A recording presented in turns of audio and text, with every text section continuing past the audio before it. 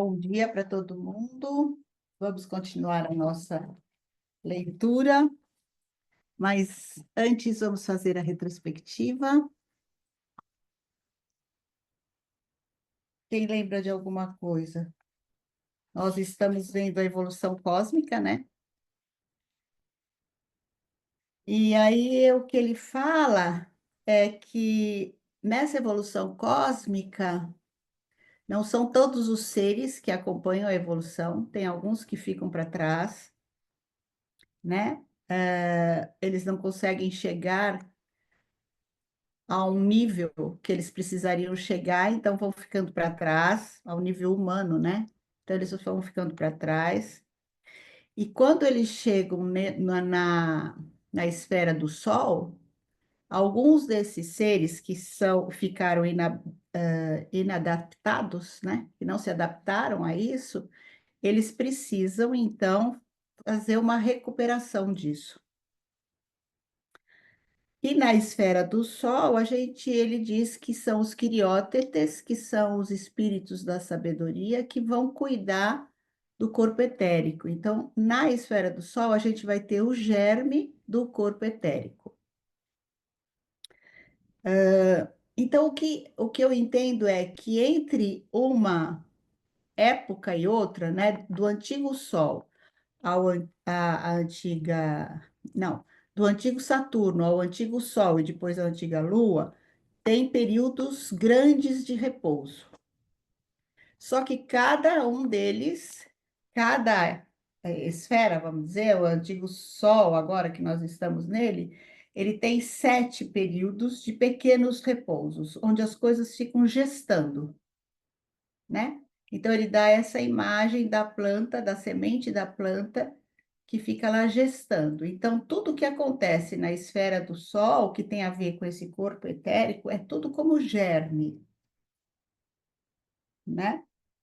E daí entra nesse período da Lua, e sempre tem seres que estão unidos trabalhando em cada esfera, eles não trabalham sozinhos, então tem uns que ficam para trás, outros que vão para frente, outros que completam o todo o desenvolvimento necessário, e daí eles, da própria evolução deles, eles doam para o ser humano, por exemplo, o corpo etéreo.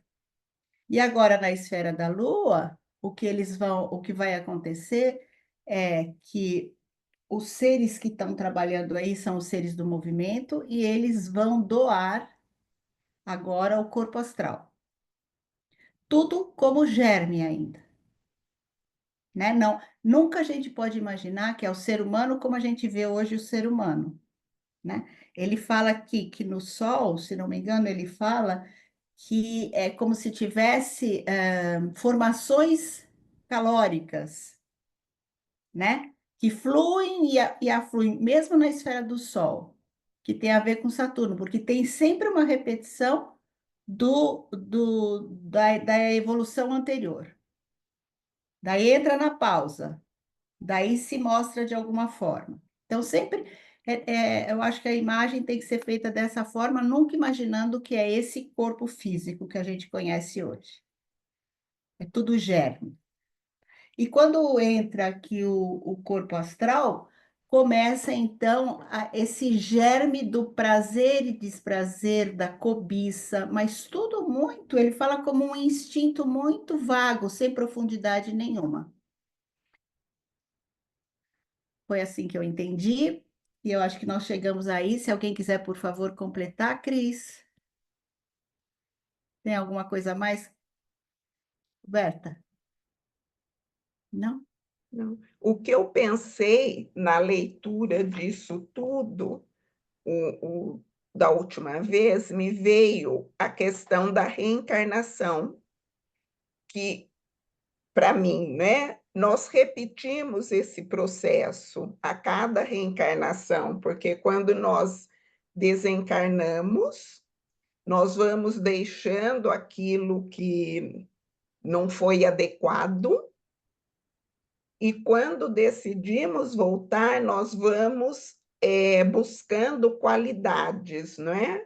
Para na nova reencarnação fazer ter realmente uma evolução. Então, fiquei pensando isso, eu falei: "Ah, nós repetimos esse processo, ainda que de uma forma menor, né, claro. Não sei se faz sentido para vocês". Para mim faz todo sentido, né? E isso do meu ponto de vista, Cris, acho ótimo que você trouxe isso, porque é a maneira como nós podemos trazer isso para a nossa vida, né? Então, tudo, quando a gente vai reencarnar, tudo está lá como germe mesmo, né? Como acontece nessa evolução cósmica, nessa formação do homem, né? Na evolução cósmica. Então, nisso que a Cris traz, é assim, nós passamos por todas as esferas, quando a gente sai da Terra, e na volta a gente retoma todas as esferas, né? E tá tudo lá como germe. E quando a criança nasce, tá tudo lá como germe. Ela nasce com tudo, né? Daí a gente vai estudando que no primeiro setênio desenvolve esse germe do corpo físico, o germe do corpo etérico, né? Todos esses germes vão aparecendo para o mundo.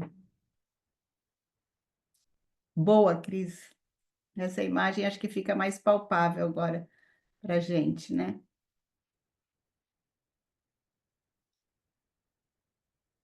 Continuamos? Bom, a gente tinha parado no meu livro no segundo parágrafo da página 139, mas eu vou retomar o primeiro parágrafo da página 139, porque aqui nem é um resuminho daquilo que ele vem falando. Então, em Saturno, o corpo físico do ser humano era um corpo calórico. No Sol, ocorreu uma condensação em estado gasoso ou ar. Ora, como durante a evolução lunar aflui o elemento astral, em certo momento o físico adquire um novo grau de condensação, atingindo um estado comparável ao atual estado líquido. Pode-se designar esse estado como água, contudo, não se trata da nossa água atual, mas de qualquer forma líquida da existência. O corpo físico humano adquire então gradualmente uma forma composta por três configurações substanciais. A mais densa é um corpo aquoso, atravessado por correntes aéreas, sendo tudo permeado por efeitos calóricos. Ora, também no ciclo solar, nem todas as formações atingem a plena maturidade adequada. Por isso, na Lua se encontram tanto formações situadas apenas no nível saturnino, quanto outras que só atingiram o nível solar. Assim surgem, ao lado do reino humano, normalmente evoluído, outros dois reinos. Um deles consiste em seres que se retardaram no nível saturnino, possuindo por isso apenas um corpo físico, sendo esse reino incapaz, também na Lua, de ser portador de um corpo vital independente. Esse é o reino lunar mais inferior. Um segundo reino consiste em seres que se retardaram no nível solar, não se tornando por isso maduros para agregar a si, na Lua, um corpo astral independente. Eles formam um reino intermediário entre o recém-mencionado e o reino humano normalmente evoluído.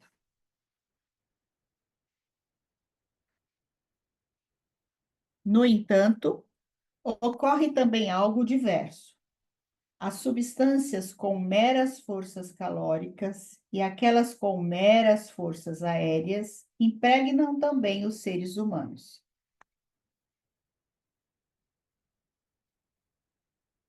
É por esse motivo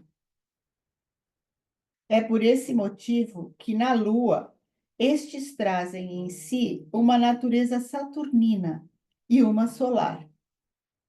Com isso, desculpa, com isso sobreveio à natureza humana uma espécie de cisão, graças à qual, uma vez iniciada a atividade dos espíritos da forma, é provocado algo importantíssimo no âmbito da evolução lunar.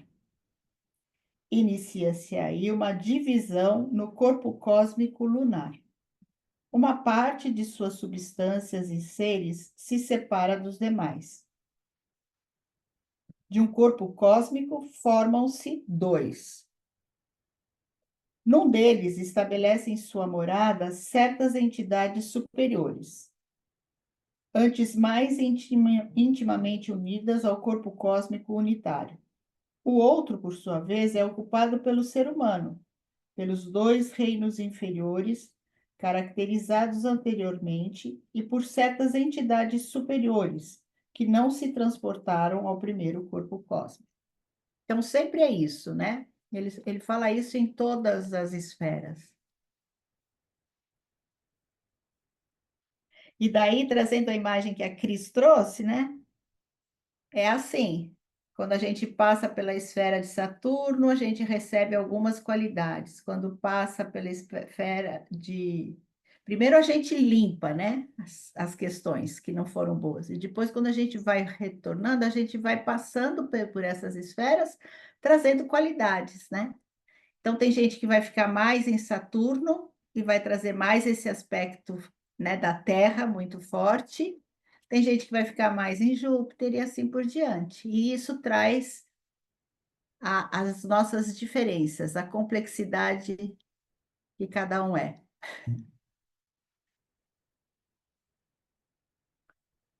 Num deles estabelecem sua morada certas entidades superiores. Eliane, desculpa, Eliane, é assim, ó, eu fiquei um pouco confusa. Quando tu diz assim, ó, outros vão ficar mais em Júpiter, eu havia entendido, né, que nessa subida, digamos, né, depois do Cama Louca, onde a gente faz essa vivência, né, da dor que causamos, e ali vai trazendo para aquilo que eu quero, em algum momento decido voltar.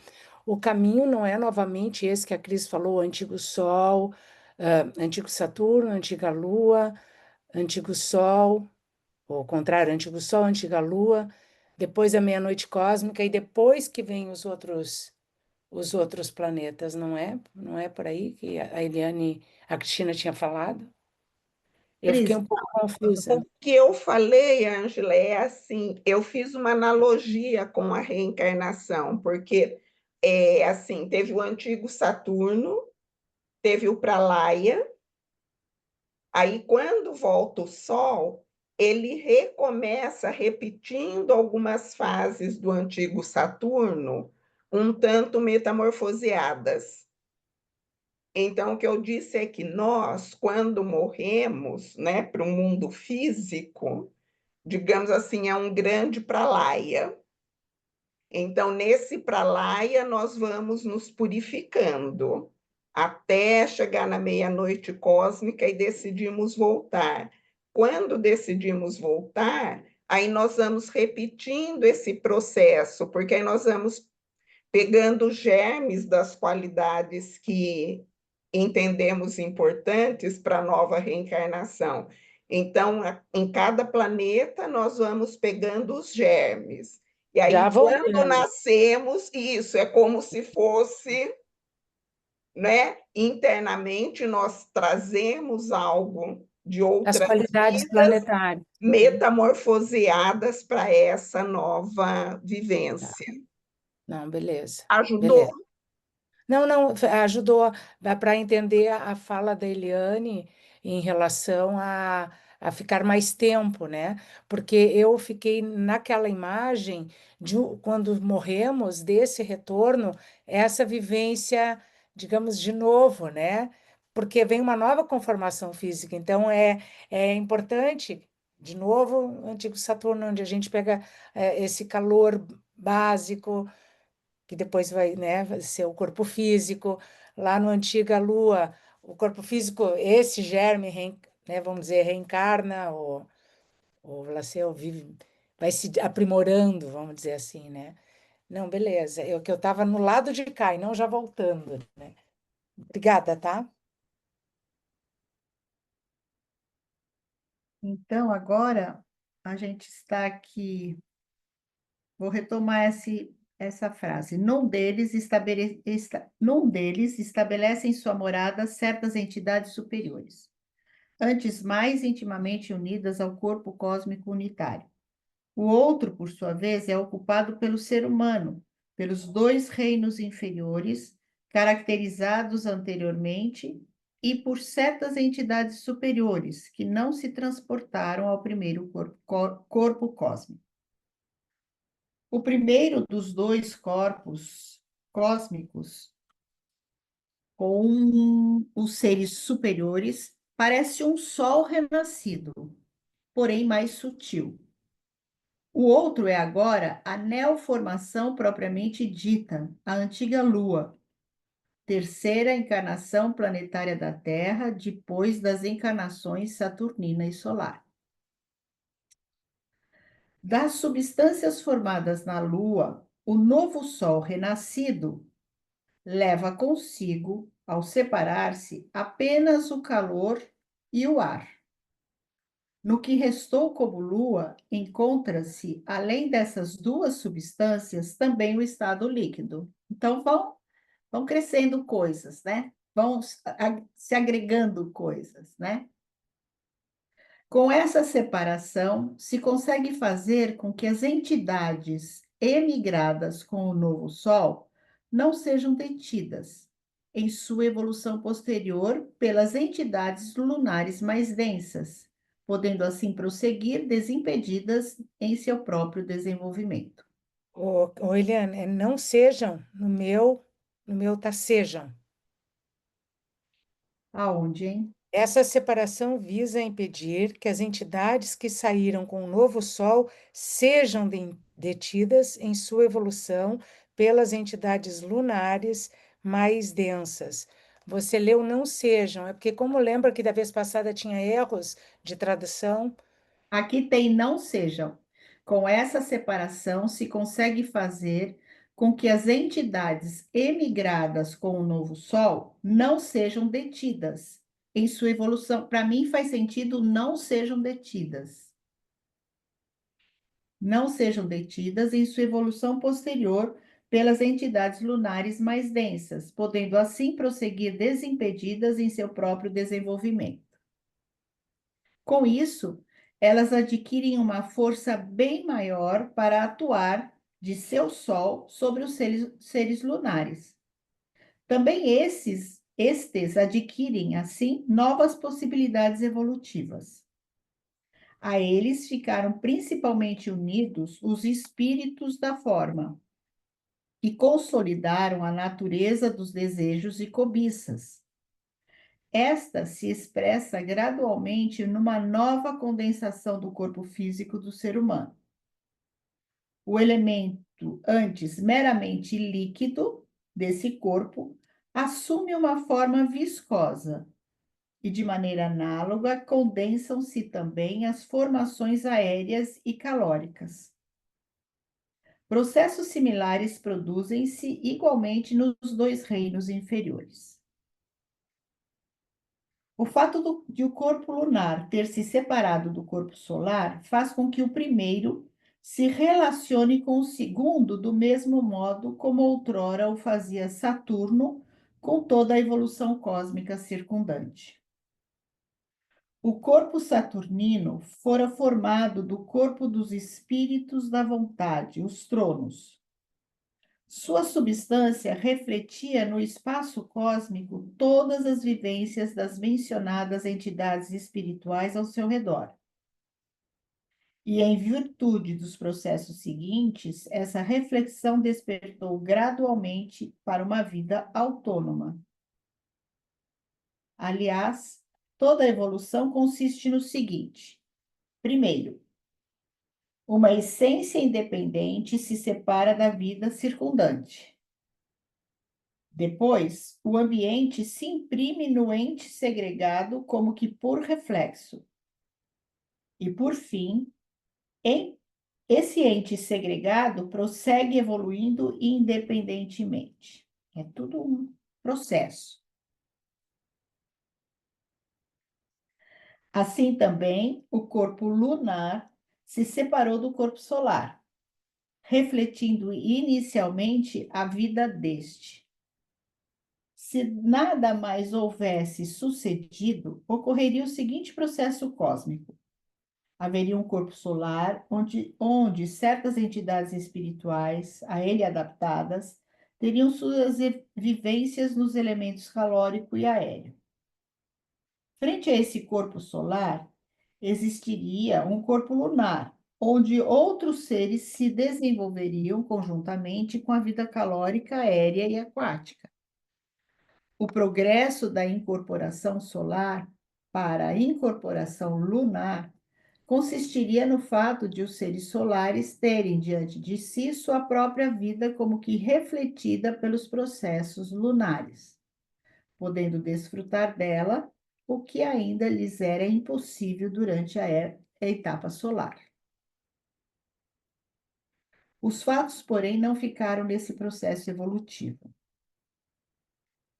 Sucedeu algo que, para toda a evolução ulterior, foi da mais profunda importância.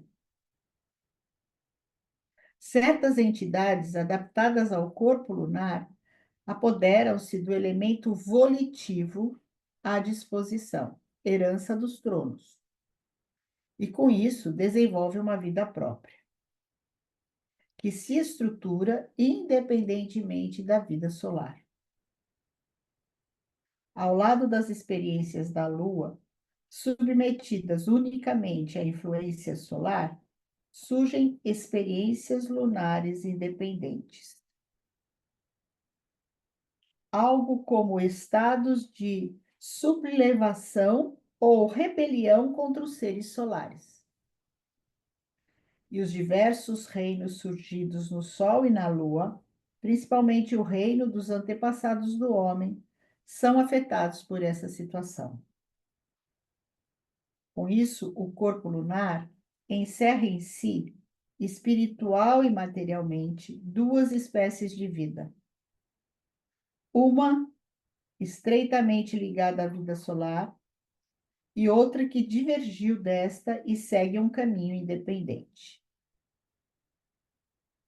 Essa articulação em dois tipos de vida se expressa em todos os processos seguintes da incorporação lunar. Tem a turma que é revolucionária e quer independência. Parece bem essa época da adolescência, né? O que se apresenta à consciência suprassensível com relação a esse período evolutivo pode ser caracterizado com as seguintes imagens. Todo o conjunto da massa lunar é formado por uma substância semiviva que se encontra no movimento ora lento, ora rápido. Não se trata ainda de massa mineral, no sentido das rochas e componentes terrestres sobre os quais caminha o homem atual. Caberia falar de um reino mineral vegetal, só que é preciso imaginar todo o corpo básico da Lua, consistindo nessa substância mineral vegetal, do mesmo modo como atualmente a Terra consiste em rochas, solo cultivável e etc. Assim como atualmente se amontoam massas rochosas, também se depositavam na massa lunar partes mais sólidas, comparáveis a estruturas lenhosas ou a formações córneas. E assim como agora crescem vegetais do solo mineral, o solo lunar era coberto e permeado por um segundo reino, composto por uma espécie de animais vegetais. Sua substância era mais branda do que a massa básica e mais móvel em si. Qual um mar viscoso, esse reino se estendia sobre o outro. Quanto ao próprio homem, cabe designá-lo como homem-animal. Ele possuía em sua natureza os componentes dos outros dois reinos. Porém, sua entidade estava completamente impregnada por um corpo etérico e um corpo astral, sobre os quais atuavam forças das entidades superiores, emanadas do Sol segregado. Assim, era enobrecida sua estrutura. Enquanto os espíritos da forma lhe davam uma estrutura que o adaptava à existência lunar, os espíritos solares faziam dele uma entidade que transcendia essa vida. Com as faculdades presenteadas por esses espíritos, ele possuía a força para aperfeiçoar sua própria natureza, elevando a um nível superior de evolução tudo o que guardava afinidade com os reinos inferiores. Vistos espiritualmente, os processos em questão podem ser descritos da seguinte maneira: o precursor do homem havia sido enobrecido por entidades dissidentes em relação ao reino solar. Esse enobrecimento se estendia, sobretudo, ao que era vivenciado no elemento líquido. Sobre este elemento, os seres solares, soberanos nos elementos calóricos e aéreos, haviam exercido influência mínima. Disto resultou, para o precursor do homem, que duas espécies de entidades passaram a atuar em sua natureza.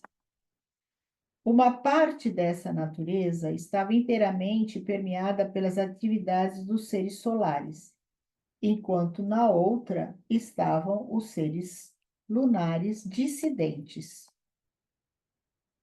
Por esse motivo, a última parte era mais independente do que a primeira. Na primeira, só podiam surgir estados de consciência em que viviam os seres solares. Na última, vivia uma espécie de consciência cósmica análoga à do Saturnino, só que agora em um nível mais elevado. Desse modo, o antepassado do homem via a si próprio como uma imagem do universo, enquanto sua parte solar se sentia apenas como uma imagem do Sol. Então, essas duas entidades travaram na natureza humana uma espécie de luta. Por influência das entidades solares, firmou-se para essa luta um acordo pelo qual a natureza material, que possibilitava a consciência cósmica independente, tornou-se frágil, perecível. E assim, de tempos em tempos, essa parte da natureza humana teve de ser eliminada. Durante a eliminação e algum tempo depois, o antepassado do homem era um ser meramente dependente da influência solar. Sua consciência não era autônoma. Nela, o homem vivia inteiramente entregue à vida solar. Depois se renovava a parte lunar independente. Após algum tempo, esse processo sempre se repetia. Assim, pois, na Lua, o antepassado do homem vivia em estados alternados de consciência, mais clara e mais obscura, sendo essa alternância acompanhada por uma mudança de seu ser no tocante à substância.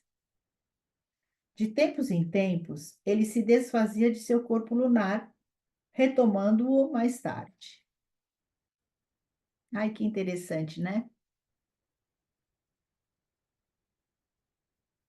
E agora eu não posso deixar de pensar que quando a gente estuda as qualidades anímicas do homem atual e um homem que está muito, que tem um tipo muito forte lunar, quando a gente descreve o arquétipo, a gente fala dessa parte mais escura, né, que o tipo lunar apresenta, e essa parte mais, né, a gente fala disso, né?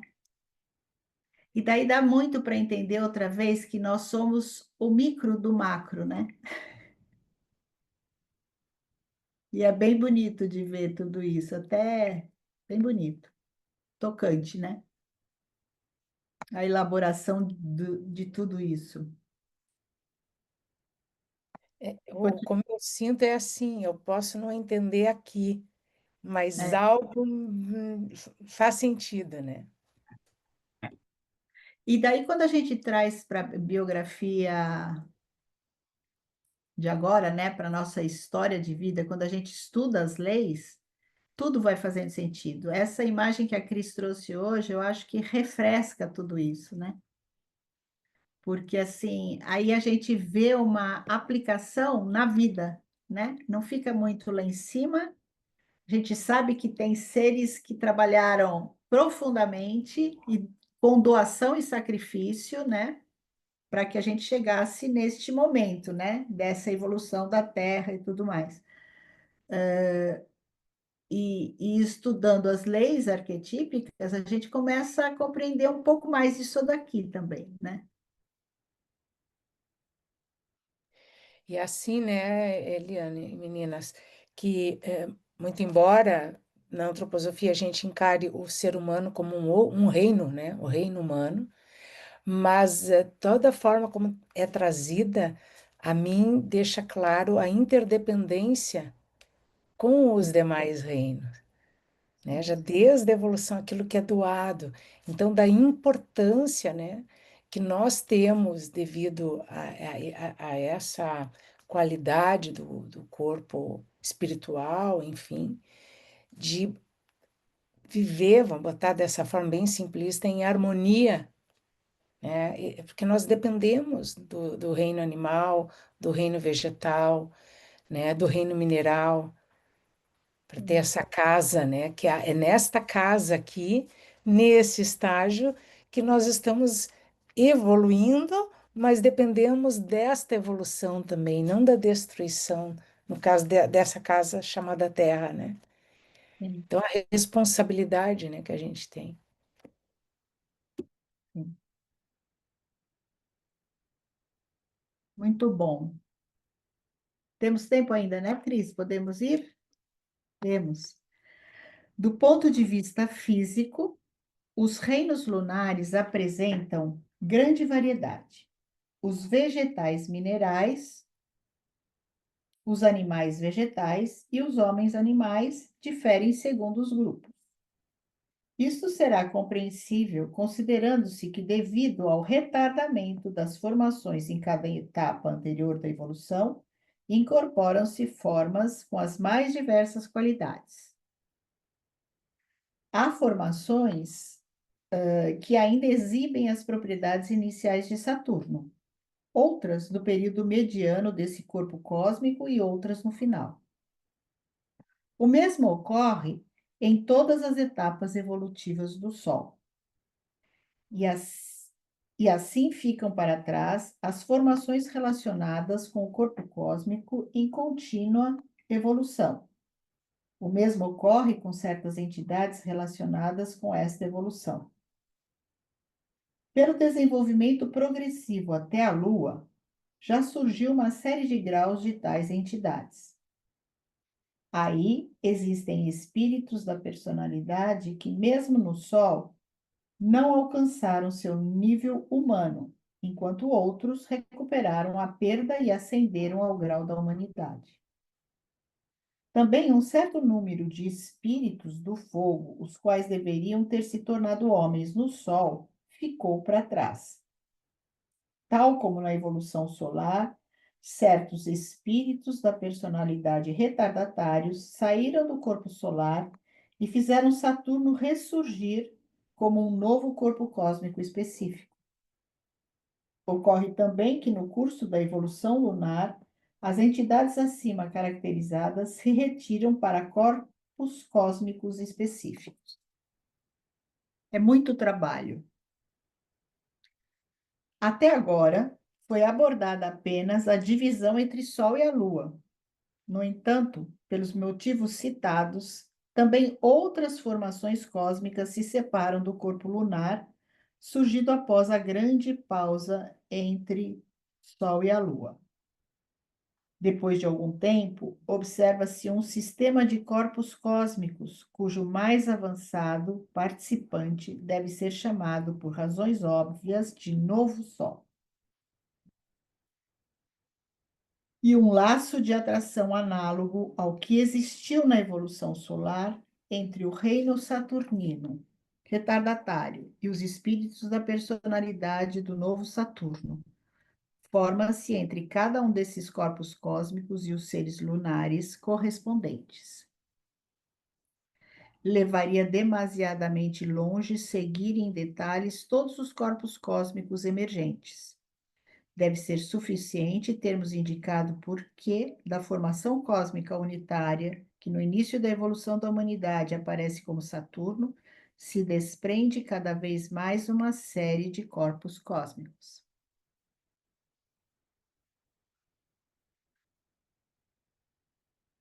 Depois da intervenção dos espíritos da forma na Lua, a evolução prossegue durante algum tempo da forma descrita. Depois disso, ocorre novamente uma pausa, durante a qual os elementos mais grosseiros dos 3 reinos lunares permanecem numa espécie de estado de repouso. As partes mais sutis, contudo, especialmente os corpos astrais dos seres humanos, separam-se dessas formações mais toscas. Eles atingem um estado em que as forças superiores dos sublimes seres solares podem exercer sobre eles uma ação particularmente intensa. Depois do intervalo de repouso, eles impregnam novamente aquelas partes do ser humano constituídos das substâncias mais grosseiras. Pelo fato de terem assimilado poderosas forças no intervalo de repouso no estado livre, eles podem tornar as substâncias mais grosseiras maduras para o efeito que, após certo tempo, deverá ser exercido sobre elas pelos espíritos da personalidade e pelos espíritos do fogo, normalmente desenvolvidos. Entre mentes, esses espíritos da personalidade elevaram-se a um nível que lhes confere a consciência da inspiração. Aí, eles não só podem perceber imagens, como na consciência imagética anterior, os estados interiores de outros seres, mas também como numa linguagem sonora espiritual, o próprio interior desses seres. Os espíritos do fogo, por sua vez, elevaram-se ao grau da consciência dos espíritos da personalidade, que os espíritos da personalidade possuíam no Sol. Ambas as espécies de espíritos podem, com isso, interferir na vida já amadurecida do ser humano. Os espíritos da personalidade atuam sobre o corpo astral e os espíritos do fogo sobre o corpo etéreo.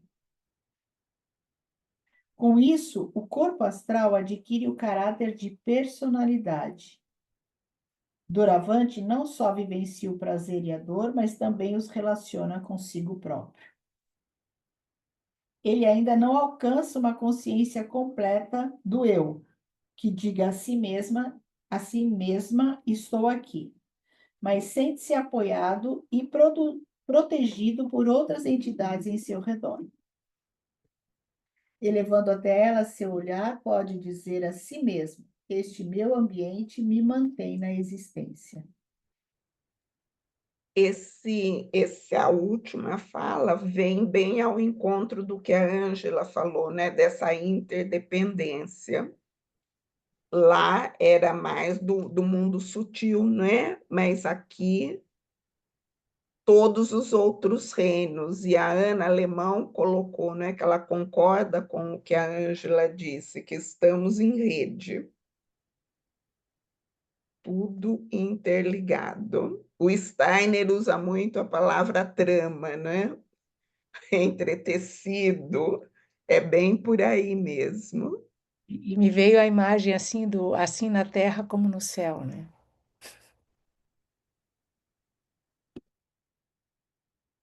Exatamente isso. Continuamos? Sim, tem 7 minutinhos ainda. Tá. Os espíritos do fogo atuam agora sobre o corpo etérico. Sob sua influência, o movimento das forças nesse corpo se converte cada vez mais numa atividade vital interior. O que aí surge encontra uma expressão física, numa movimentação humoral e em fenômenos de crescimento. As substâncias gasosas se condensaram em líquidas. Pode-se falar de uma espécie de nutrição, na medida em que o elemento recebido do exterior é transformado e elaborado no interior. Se imaginarmos um processo intermediário entre a nutrição e a respiração no sentido atual, teremos uma ideia do que então acontecia a esse respeito. As substâncias nutritivas eram extraídas pelo ser humano do reino das plantas animais. Deve-se imaginar essas plantas animais flutuando, sobrenadando, ou levemente arraigadas, num elemento ao seu redor, tal como os animais inferiores atuais vivem na água ou os animais terrestres no ar. Contudo, esse elemento não é nem água nem o ar no sentido atual, e sim algo intermediário composto de ambos. Uma espécie de vapor espesso, onde as mais variadas substâncias se movem para lá e para cá, como que à mercê das mais diversas correntes. As plantas animais parecem apenas formas condensadas regulares desse elemento, muitas vezes diferenciadas fisicamente apenas um pouco do seu ambiente. O processo respiratório existe ao lado do processo de nutrição. Não é como na Terra, e sim como uma sucção e exalação de calor.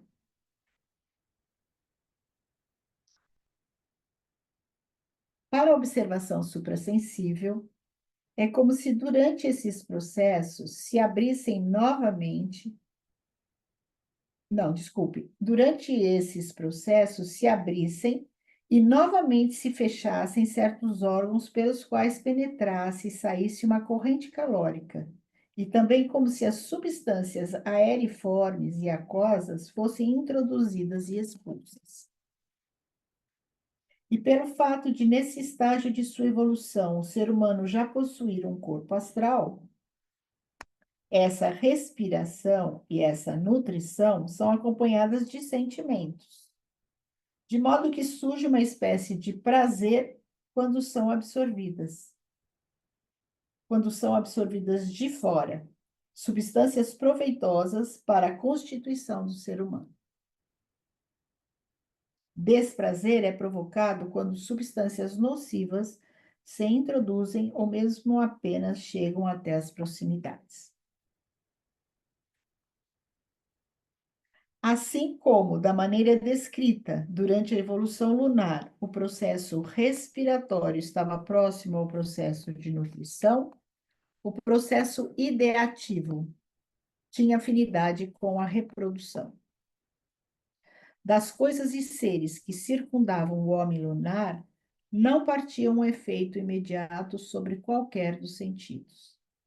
A representação mental consistia muito mais no fato de que, pela presença de tais coisas e seres, movimentavam-se imagens na consciência vaga, crepuscular. Essas imagens estavam numa relação muito mais íntima com a efetiva natureza do ambiente do que as percepções sensoriais atuais, que em cores, sons, odores parecem só mostrar o aspecto exterior dos seres. Eliana, acho que podemos parar aqui. Tá.